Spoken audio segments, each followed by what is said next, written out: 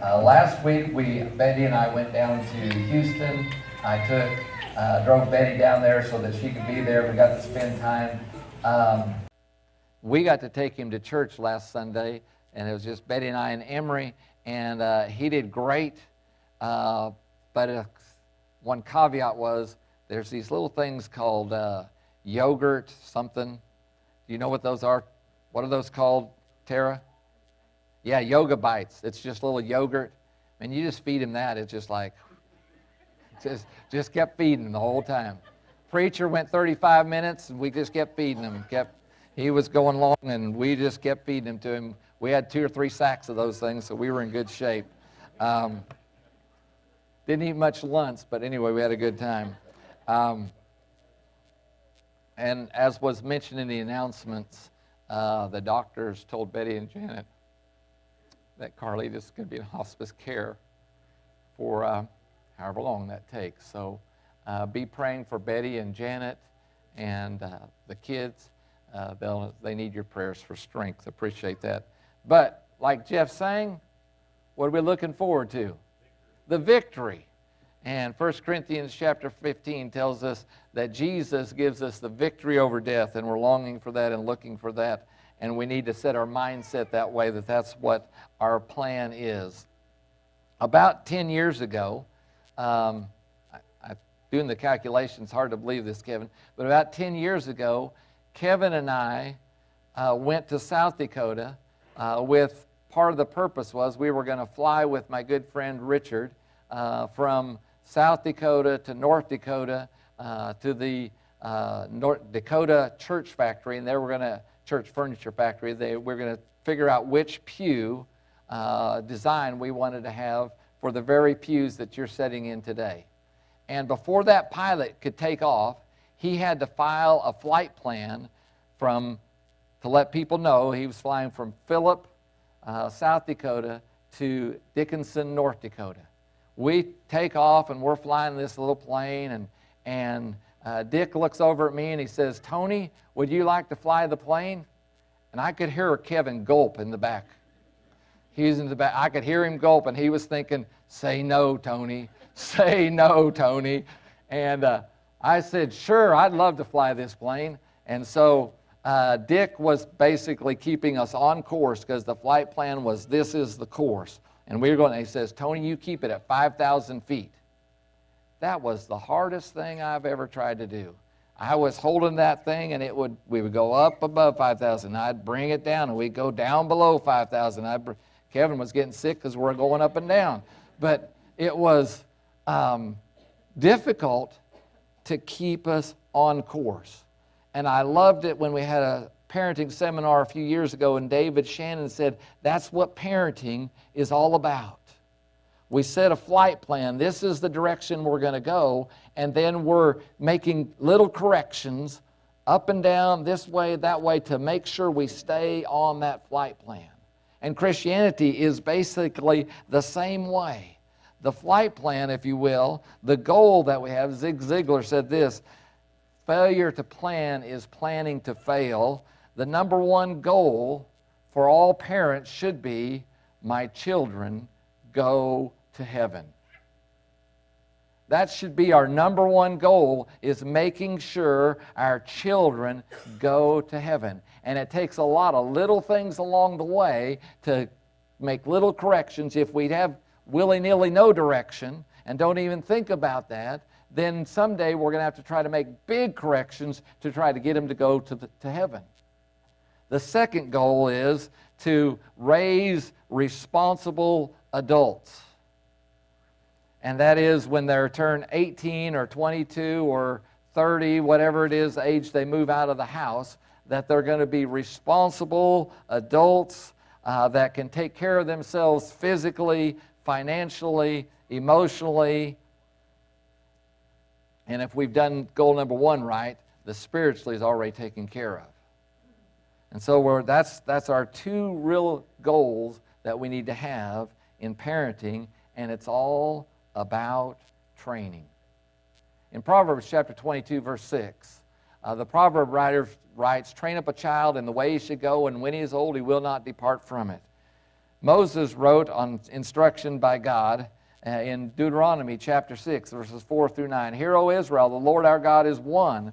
You shall love the Lord your God with all of your heart, with all of your soul, with all of your might. See, he's setting the spiritual goal first.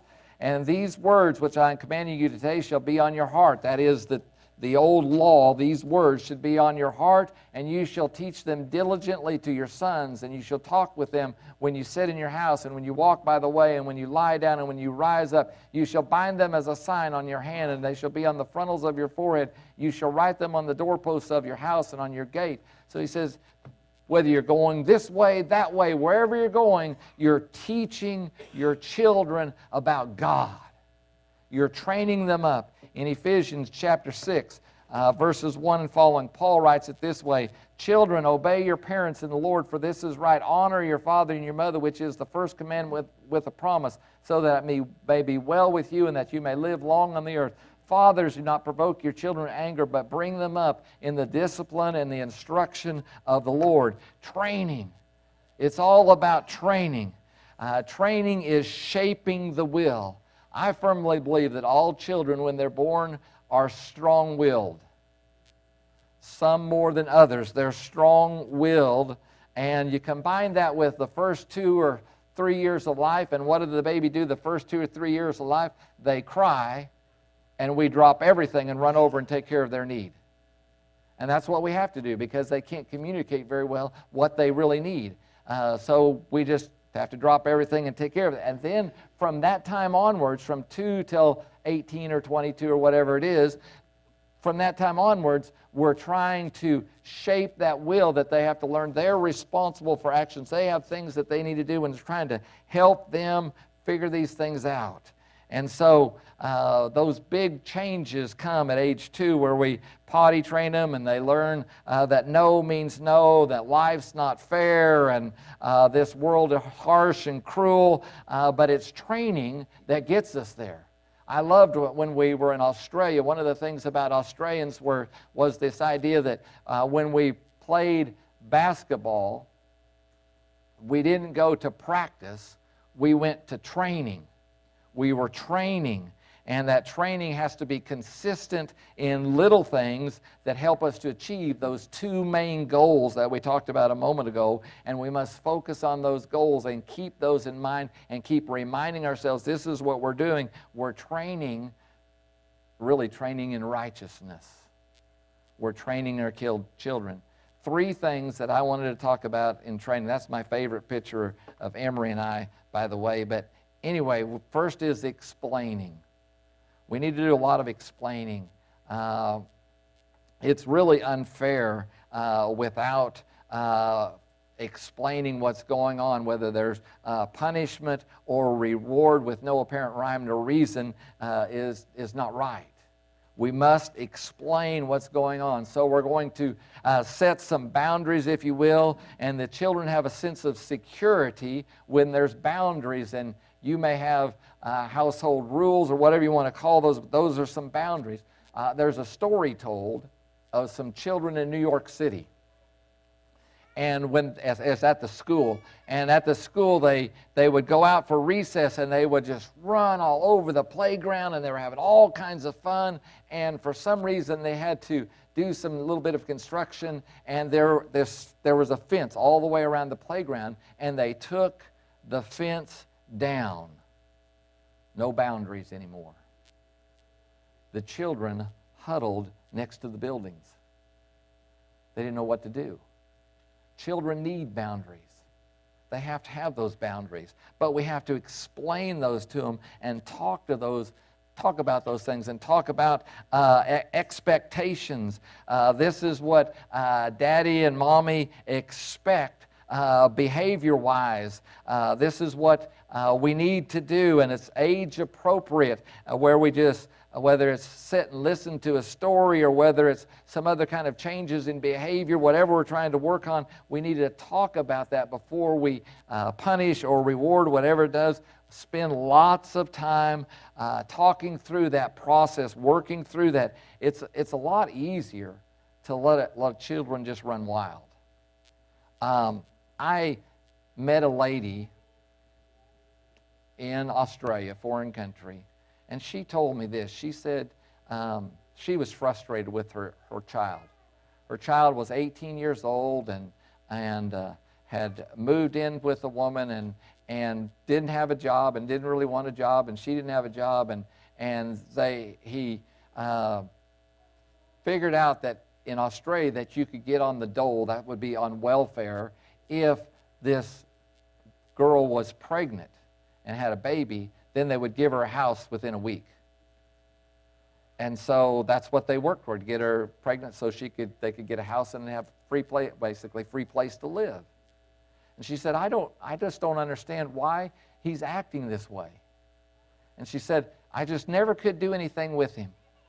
She said, maybe it goes back to when he was about 3 years old. I told him to do something, and he said no and spit in my face. And I just threw up my hands and didn't do anything for the rest of his life. And I thought, well, there's your answer.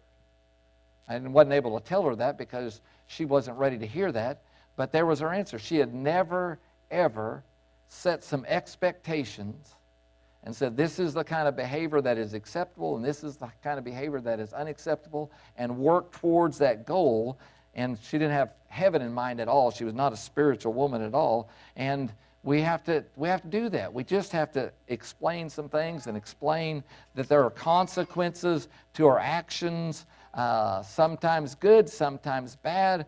You know, like there are consequences to all of our actions, all through life. I remember when Kayla was 1 year old. Now, you can't really explain a lot to a 1 year old, but we went to church. I remember this distinctly in mind. It was Tuesday night. We had midweek Bible study was on Tuesday night. We went there and we'd brought cake and a candle to celebrate Kayla's birthday after our Bible study. And so I'm across the room. I've got one of those, back then, huge VHS recorders. I had to hold it on my shoulder so I could hold it. It was a big thing. And I'm watching through there. And Betty lights the candle. She sets Kayla in front of the cake with the candle lit. And I watch Kayla's little finger go out. And I'm going, no, no, no. And she touched the flame. Guess what? Burned her finger. She started crying and the party was over. We still had cake and ice cream, but the party for Kayla was over. Consequences to your action. If you touch fire, you're going to get burnt. You stick your finger in the outlet, you're going to get burned. All kinds of things, everything in life. There are consequences to every action. Tim Lewis, our good friend, has written a great book. If you want to read it, I've got a copy of it. You can read my copy, and I'll get you another copy that you can have later on, called The Domino Effect. Every choice we make has an effect, and the dominoes begin to fall. So we need to talk about those things. That's a principle that we must teach our children, that there are consequences to our action, and let them suffer the logical consequences, and they'll learn to act wisely. Number 2 is modeling. This is not walk down the aisle, a runway in New York City modeling. That was kind of a joke, but it was a dad joke, so I get it. Anyway, parents model proper behavior. A picture is worth 1,000 words. Modeling proper behavior, I think, is worth 1,000,000 words. I put on there, don't lie. It doesn't really matter. Say one thing, do another. Say we're going to punish and then we don't punish. Say we're going to reward and then we don't reward. Same kind of thing. We're to model good Christian behavior. One of the reason why I wrote down there, don't lie. Lying is a big deal. Betty has to deal with that with first graders. I remember our children, and I thought, my children, they'll never lie. Well, 3 years old, did you do this? I watched you do it. I saw you with my, no, it was no. Because they knew there were consequences for that action. But the problem is, here's the parent. Here's mommy sitting over here. This may date. Her phone rings. Child runs over and picks it up, and before thinking, just pushes the answer button and says, it's somebody, doesn't matter who it is, and mommy says, tell him I'm asleep. We just been talking to him about lie and don't lie, and then we say, tell him I'm asleep. We haven't modeled good behavior. We have to model good behavior. Because of those consequences to our actions, children learns that it's okay to disobey. Mommy and daddy do it all the time. They don't learn what right and wrong is. They don't learn about respecting people and respecting their parents because of the way the parents, the behavior they're modeling. So there's a huge challenge for us as parents and even grandparents to model good behavior. And modeling is also involved in obedience. We need to obey the laws of the land. I remember Kent telling the story about when Heidi was about 6 years old and he's driving down the road, and in Australia the speed limit signs just it was 60, 80, and 110 usually. And 60 was 60 kilometers an hour, 80 kilometers an hour, 110 kilometers an hour. And Kent was driving, and Heidi says, Kent, what's that sign mean? What's that 60 sign mean? And Kent says, that means I'm supposed to be driving 60 kilometers an hour. And she says, how come you're doing 80? Oops. We have to obey.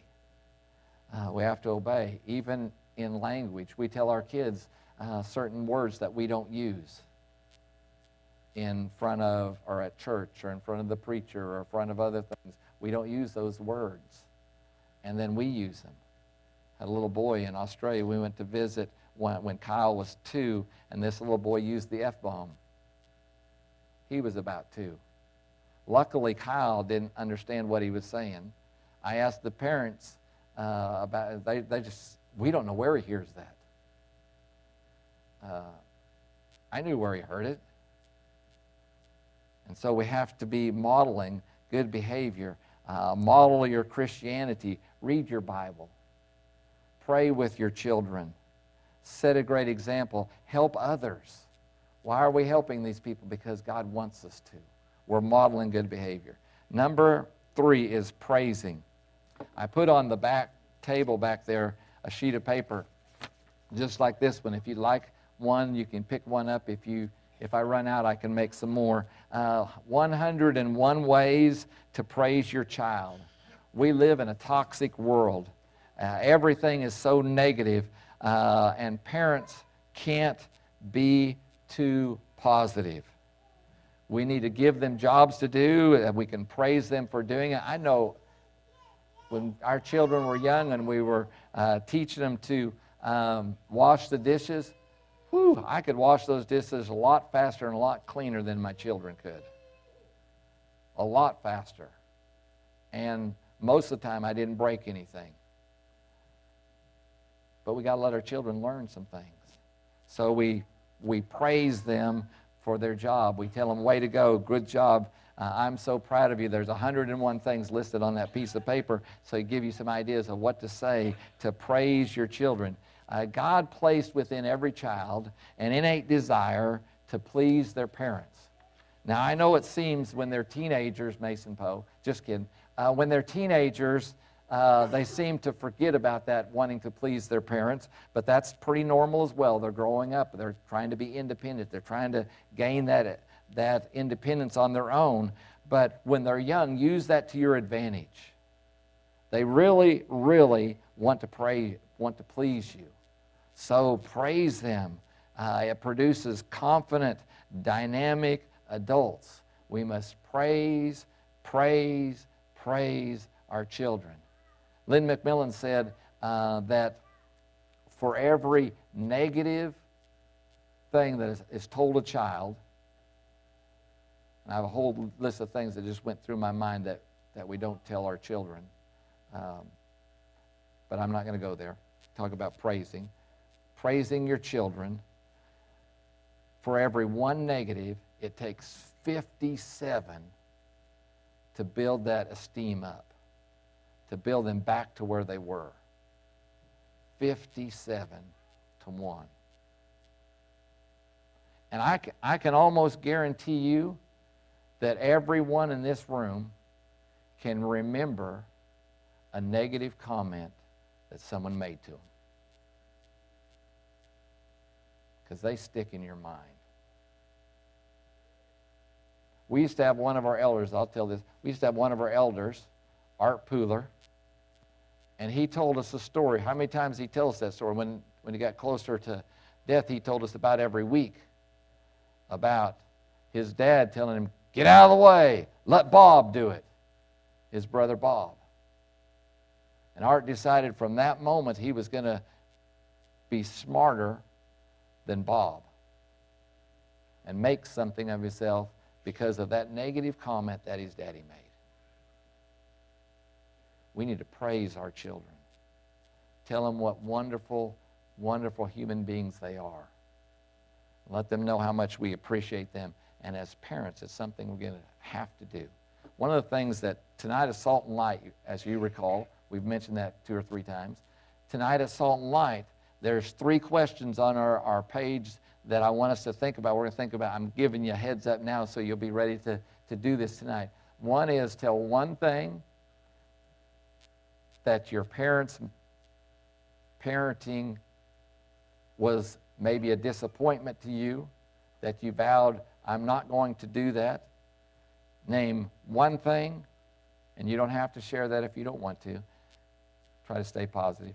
Name one thing that they did well, that you wanted to model when you were parenting your children. Because I found in the negative when this is one thing that my mother did that I didn't ever want to do, and I'd be right in the middle of doing exactly what she did, and I'd think, I said I wasn't going to do this, and I was doing it. It's difficult to overcome those things sometimes.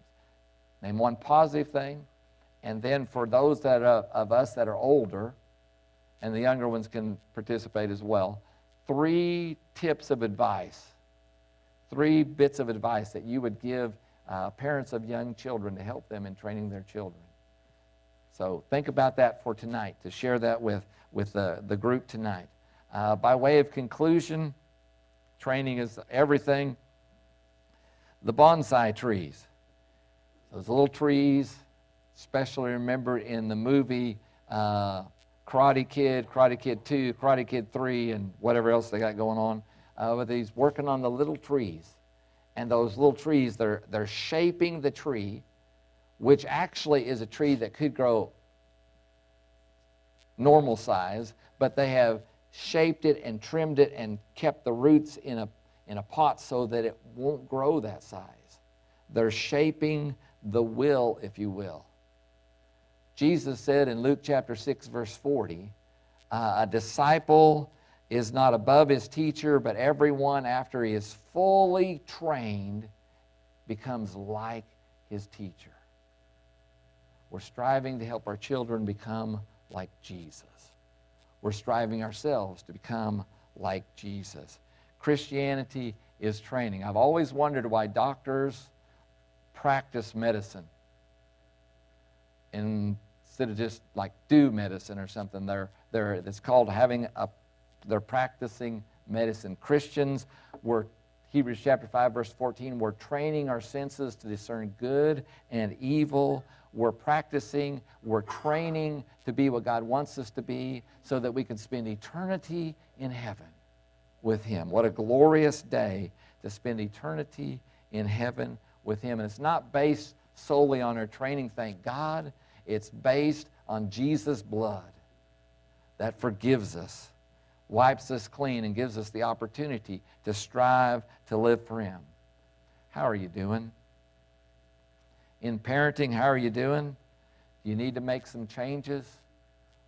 I've had on my wall behind my desk, the only parents that are perfect parents are those that have no children. I've had 2, or actually, Betty had them and I helped raise them. And I'm not a perfect parent. I'm not claiming to be. God's Word gives us principles to help us to be better parents. And if you need some help, want some guidance, we'll be happy to assist you and help you. If you're older, we need to work on advising young parents. And you don't have to say, hey, I know it all. That's not the right way to do it. Say, listen, you want some help, you need some tips, you need some advice on what to do. here's what I tried. Try this, see if this helps. Give some advice. I love my good friend and brother Dale Hartman, who says that as a grandparent, he's trying to put the fingerprint of God, if you will, on his grandbabies so that they will go to heaven and spend eternity with Jesus. As Christians, we're striving for perfection, knowing we'll never achieve it, but knowing because of Jesus' blood, we can enter in, well done, thou good and faithful servant. If you're not a Christian, why not start that journey today? If you need to respond in some way, we're here to help you and assist you. Won't you come while we stand, while we sing?